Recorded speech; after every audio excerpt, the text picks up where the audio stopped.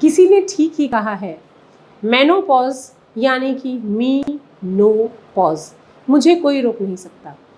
तो जीवन तो चलता रहता है, मासिक चक्र हो या ना हो, एस्ट्रोजन हो या ना हो, प्रोजेस्टेरॉन हो या ना हो, लेकिन जीवन तो चलता रहता है। और वो लोग खुशनसीब होते हैं जिन्हें इतने सालों तक जीने का मौका मिलता है, क्योंकि ऐसे जीवन भी हैं जो जिए ही नहीं, जिनके जीने से पहले ही मौत आ गई। तो आप खुशनसीब हैं कि ये क्षण आपको नसीब हुआ है कि आप मेनोपॉज देख पा रहे हैं। ये पॉजिटिव अप्रोच अपनी ज़िंदगी के प्रति रखिए। ये सोचिए कि आपकी युवावस्था का बहुत सारा समय अपने घर, करियर और परिवार की जिम्मेदारियां संभालने में चला गया। ये समय ऐसा समय है जब आप अपनी जिम्मेदारियों से ज़्यादातर फारिग हो चुके होते हैं और अपने लिए जी सकते हैं। आपका करियर एस्टैब्लिश हो चुका होता है, आपका परिवार सेटल हो चुका होता है और आप अब अपने शौक को समय दे सकते हैं। अगर आप मेनोपॉज के प्रति पॉजिटिव अप्रोच रखेंगे तो यकीन मानिए ये वक्त इतना मुश्किल भी नहीं है। अगर आपको पहले से जानकारी है कि आपके अंदर जो थकान, अवसाद और चिड़चिड़ापन है वो हार्मोनल इम्बैलेंस की वजह से है, तो शायद आप उस चीज़ को लेके इतने ज़्यादा परेशान नहीं होंगे, बिकॉज़ ये उतना ही नेचुरल है जितना कि किसी बच्चे के बढ़ते हुए शरीर में कुछ चेंजेस का होना। आखिर हम भी तो बढ़ रहे हैं उम्र में, अनुभव में, तो इसलिए take it as a part of life. Menopause ने आपसे कुछ छीना नहीं है। मेनोपॉज सिर्फ आपको ये याद दिला रहा है कि आप अपने जीवन के एक बहुत महत्वपूर्ण पड़ाव पे पहुंच चुके हैं जहां आपको खुद पर ध्यान देना है। सुबह उठ करके ताज़ी हवा में सांस लेना है, सूरज की रोशनी में खुद को छोड़ना है ताकि आपकी बॉडी विटामिन डी बना सके। अंकुरित अनाज, दूध, दालें, मेवे और अंडे का सेवन करना है ताकि आपके शरीर में जो कमियां पैदा हो चुकी हैं बढ़ती उम्र की वजह से, उन्हें आप पूरा कर सकें।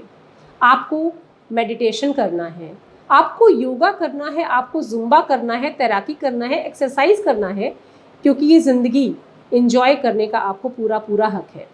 आपको अपने दोस्तों से मिलना है, हंसना है, खिलखिलाना है, अपने जीवन को एंजॉय करना है, अपने परिवार के साथ, अपने बच्चों के साथ, अपने नाती पोतों के साथ, क्योंकि आपने इन सब को बनाने के लिए अपना जीवन समर्पित कर दिया है।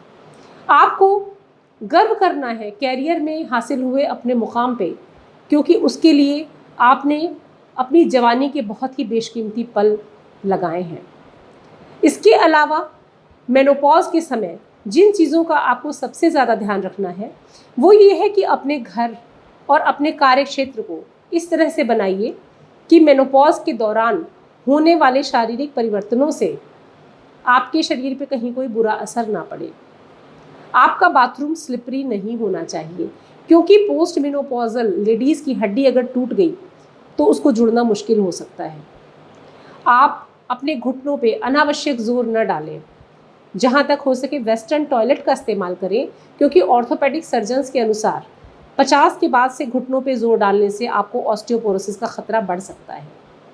आपके फिजिशियंस कहते हैं कि आपको अपने ब्लड की, थायराइड की और लिपिड प्रोफाइल की नियमित जांच कराते रहना चाहिए, ताकि कहीं ऐसा ना हो कि आपके दिल तक जाने वाला जो रास्ता है उस पर चर्बी राज कर ले, चर्बी उस रास्ते को ब्लॉक कर दे जो आपके हार्ट तक खून ले जा रहा है, और कहीं आपके दिमाग या दिल को खून की कमी से कोई ख़तरा ना पैदा हो जाए।